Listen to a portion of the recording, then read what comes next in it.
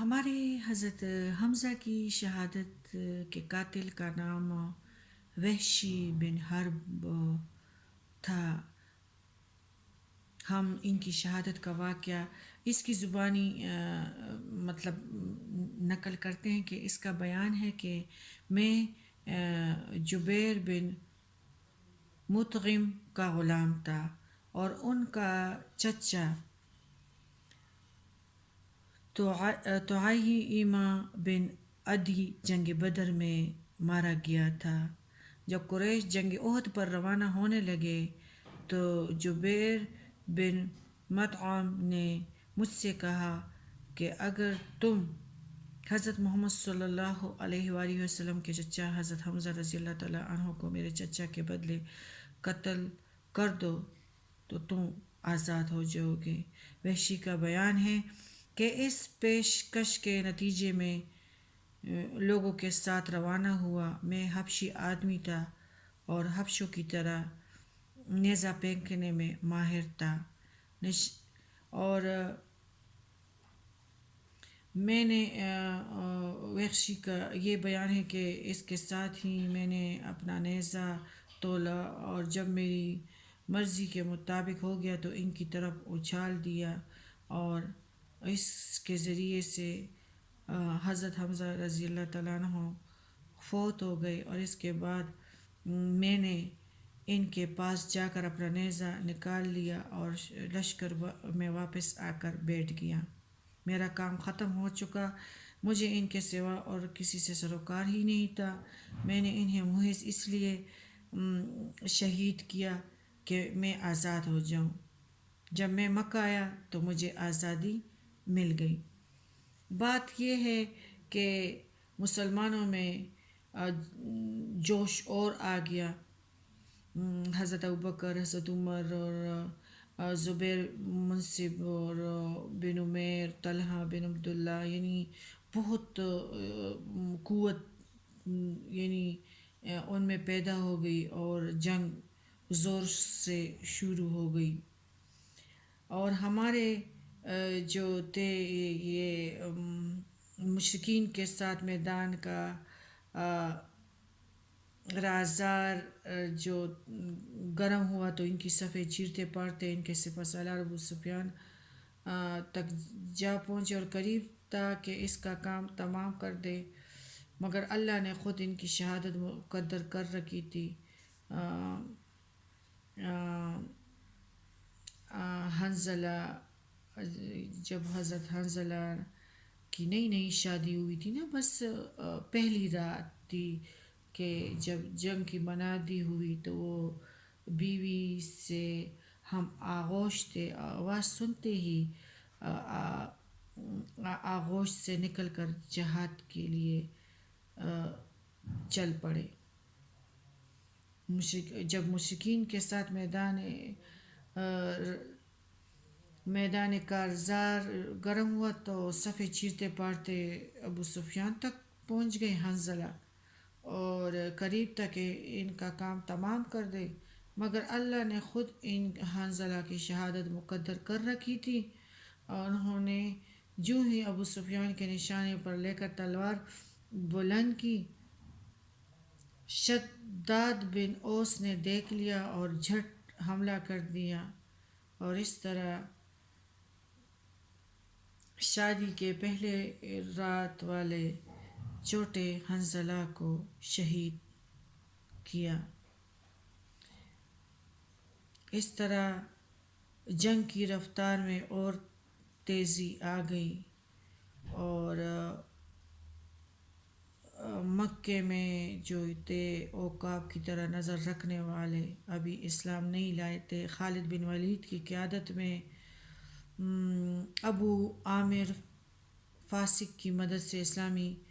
فوج کا بایاں بازو توڑ کر مسلمانوں کی پشت تک پہنچنے اور ان کی صفوں میں اضطرابی کی بھرپور کوشش کی۔ پھر مسلمان تیر اندازوں نے انہیں اسی طرح تیروں سے چھلنی کیا، اور ان کے حمل بہت سارے، تقریباً 3 حملے ناکام ہو گئے۔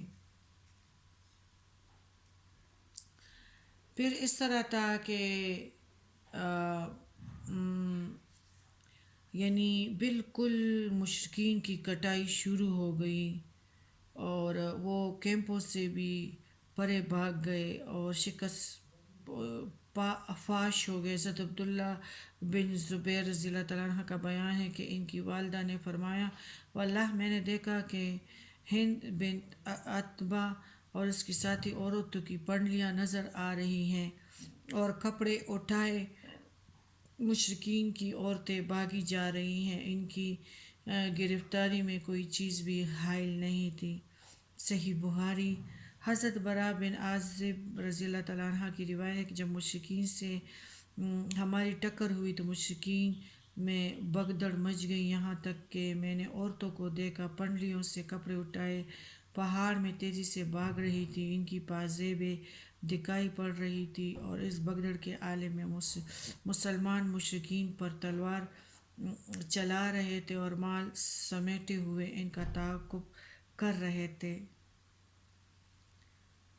پھر اس طرح تھا کہ یہ ان لوگوں کی جو نبی کریم صلی اللہ علیہ وسلم نے تیر اندازوں کو فتح و شکست کے ہر حال میں حکم دیا تھا کہ اس پہاڑی پہ ڈٹے رہو، اور سختی سے تاکید بھی فرمائی تھی، لیکن ان سارے تاکیدی احکامات کے باوجود جب ان 16 بندوں نے دیکھا کہ مسلمان دشمن کا مال غنیمت لوٹ رہے ہیں تو ان پر حب دنیا کا اثر غالب آ گیا۔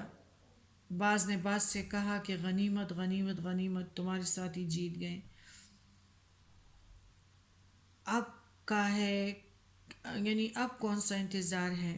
اس آواز کے اٹھتے ہی ان کے کمانڈر حضرت عبداللہ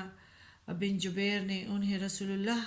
صلی اللہ علیہ وسلم کے احکامات یاد دلائے، چیخ چیخ کر پکارے، فرمایا، کیا تم لوگ بھول گئے ہو کہ رسول اللہ صلی اللہ علیہ وسلم نے تمہیں کیا حکم دیا تھا؟ لیکن ان کے غالب اکثریت نے اس یاد دہانی پر کان نہ دھرا اور کہنے لگے، خدا کی قسم ہم بھی لوگوں کے پاس ضرور جائیں گے اور کچھ مال غنیمت ضرور حاصل کریں گے۔ اس کے بعد 40 تیر اندازوں نے اپنے مورچے چھوڑ دیے اور مال غنیمت سمیٹنے کے لیے عام لشکر میں شامل ہوئے۔ اسی طرح مسلمانوں کی پشت خالی ہو گئی اور وہاں صرف عبداللہ بن جبیر اور ان کے 9 ساتھی باقی رہ گئے، جو اس عزم کے ساتھ اپنے مورچوں پہ ڈٹے رہے کہ یا انہیں اجازت دی جائے یا وہ اپنی جان آفرین کے حوالے کر دیں۔ ادھر جو اسلام ابھی قبول نہیں کر گئے تھے، خالد بن ولید کے عقاب کی نظر جو اس سے پہلے 3 بار اس مورچوں کے سر کرنے کی کوشش کر چکے تھے، تو وہ دوبارہ آ گئے اور مسلمانوں پر پیچھے سے ٹوٹ پڑے، اور ان کے شاہ سواروں نے ایک نعرہ بلند کیا جس سے شکست خوردہ مشرکین کو اس نئی تبدیلی کا علم ہوا۔ بھاگے ہوئے جیتے ہوئے جنگ کو جنگ احد مکمل طور پر مسلمانوں کی جیت میں تھی، اور یہ شکست خوردہ مشرکین اور یہ جو عقاب رکھنے والی نظر خالد بن ولید دوبارہ سے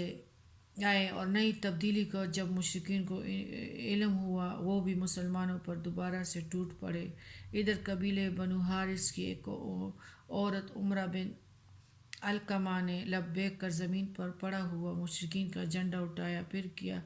تھا کہ بکھرے ہوئے مشرکین اس کے گرد سمیٹنے لگے اور ایک نے دوسرے کو آواز دی، جس کے نتیجے میں مسلمانوں کے خلاف اکٹھے ہو گئے اور جم کر لڑائی شروع کر دی۔ اب مسلمان آگے پیچھے